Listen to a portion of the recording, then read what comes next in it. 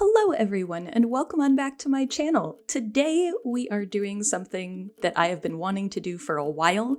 We are starting the Archaeologist's Guide to Minecraft. This is basically a series where I'm going to be playing through Minecraft and taking you through the mindset of an archaeologist as we play these games. And we're also going to be approaching Minecraft a little bit differently. So let's get started. What I'm going to be doing in this game, if you aren't aware, or if you haven't necessarily seen any of my videos before, I am a chronically ill disabled YouTuber. So one of the effects of my chronic illnesses is that my reaction times are very, very bad. So I will fall victim to a lot of creepers and skeletons and zombies and lava and a whole bunch of other stuff. So what I like to do in order to keep the game fun, I keep my inventory after death. And the only other game rule that I'm going to change is the fire tick, and fire spread. So this rule, update fire or do fire tick, is the code name for it. I turn that off because I do like to build with fire, and fire spread has a tendency to spread more in Minecraft than it necessarily would in real life per se.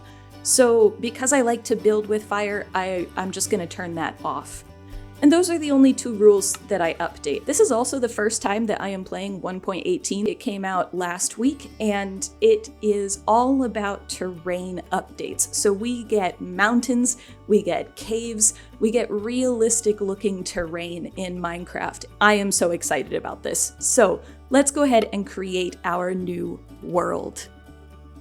Okay, and we have actually spawned in a snowy biome, which is one of my favorite biomes. I love the spruce trees, I love the snow, but it looks like we also have beaches around us, which is great. We've got lots and lots of sand. The first thing that people do in a Minecraft world is they find a tree and they punch it.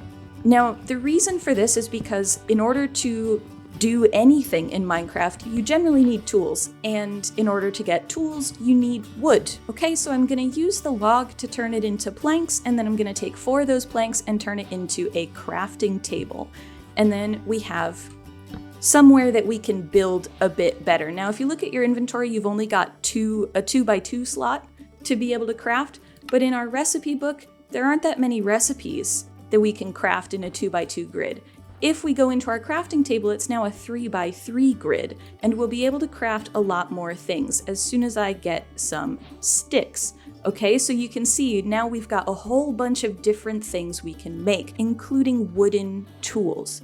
Okay, oh, and we've got a sapling. That's great, excellent. So in case we move away from this spruce area, I can grow more spruce trees if I want to. Now, starting with wooden tools is actually really interesting in Minecraft, because really since before humans were humans, we actually haven't used wooden axes or pickaxes. Now, we have definitely used wooden tools, but not pickaxes or axes per se. There is a lot of evidence for wooden weapons, particularly like wooden spears and things like that, and there's also a lot of evidence for fire hardening wooden spears or wooden weapons. Fire hardening, the idea behind it is that when you fire harden wooden tools, for a long time archaeologists thought that, okay, well that hardens the tip of the tool, and so it makes it a better tool to use for the purpose that it's being used for. So if you're fire hardening the tip of a spear, it makes the point sharper, you can use it for longer. Now, a recent study by some biomechanical engineers demonstrated that actually the fire hardening doesn't really do much in terms of strengthening the tip of the spear. It does strengthen it to a degree, but it actually also makes it relatively brittle. And so the tip of the weapon is more likely to break off. Now, interestingly, a lot of the media articles about this study at least say, well, that means that these spears are not as cool as we thought they were. But they're assuming that the intended goal of people who are fire hardening their spears is only to harden the tip and not to also break the tip off. And that's an important distinction to make. When we talk about archaeology, you always have to think about whether the thing that you're discovering was intentional on the part of the people who did it, and whether it could be intentional on the part of the people who did it. If you throw a spear and it doesn't automatically kill the animal, which a lot of things don't, you want to be able, A, to track that animal, and B, you want that animal to stop running pretty quickly in order for you to find it again. If you've got a tip of the spear wedged into the animal, they're going to keep bleeding, and it's going to keep agitating that wound in such a way that the animal's going to stop running a lot sooner than if your spear just fell out of them. So it's actually entirely possible that the spear breaking was intentional. So now that I've got my wood tools, I kind of want to upgrade to stone. Now we've found this ravine here, and a part of me wants to just get stone from the ravine, but it's also a ravine. Oh no! I hit the wrong button. See, this is what I mean by keep inventory after death. This is a prime example. But you know, I wanted stone, so we're here. Let's just get some stone. I would like to upgrade to stone tools as quickly as possible. That's usually what I do. So in order to do that, I like to get a stone axe, a stone pickaxe, and then sometimes I go for a stone shovel right away, and I probably will since I'm down in a ravine unintentionally. It's great. It's fine.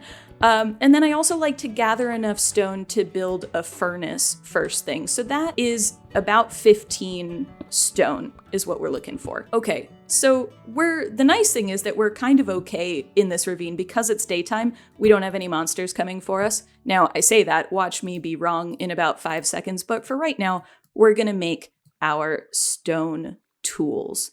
Yeah, let's make a shovel as well. Okay, so pickaxe, and then we'll do an axe first, and then a shovel. Now you may be wondering why I don't use a stone sword. I don't tend to make the weapons until it's maybe iron or higher. And the reason for that, the stone sword, you can hit multiple enemies at once, but you only do 5 attack damage, as you can see. It's a bit faster in terms of being able to attack, but you don't do as much damage. With an axe, you attack a little bit slower, but you do a lot more damage when you do use an axe, at least when they are stone materials. Once we get into iron, the statistics even out a little bit, but that's what I like to do. So let's do this, and then let's figure out how in the world I can get back up there. Interestingly, since I've fallen down here, we do have some copper ore. Now, copper was introduced in the last update in 1.17. I love how Minecraft has done copper. You can see that the ore over there, it's got hints of both copper and this greenish color. And when you use copper, when you've got the raw material in your inventory, there's that sort of greenish bluish color to it as well. And actually, when you create copper blocks, they oxidize in the same way that copper oxidizes in real life. So we'll talk a lot about copper as we go. Right now, I do just kind of want to get started and get out of this ravine. It's fine. Everything's fine. It's as if I didn't fall down into a ravine at all. It's all fine. We've got our stone tools. We've got our wood tools. Now, a lot of people will throw away their wooden tools, but I actually like to keep them. You can actually burn your wooden tools as fuel, so I like to do that. So now that we've got stone tools, I'm trying to figure out where some sheep are, or maybe where a village is. Those are my next 2 objectives right now. And the reason that I'm focusing on that is because at nighttime, monsters come out and they ruin your day. And even though I've got keep inventory on, they're wolves! I don't have any bones! You can befriend the wolves and they become your pets. But I don't have any bones, and I'm so sad. Okay, well, that's a goal for another day when we can talk about domestication of wolves and dogs and such. What I'm gonna do is I'm gonna get up to some high ground and see if I can see any villages from there.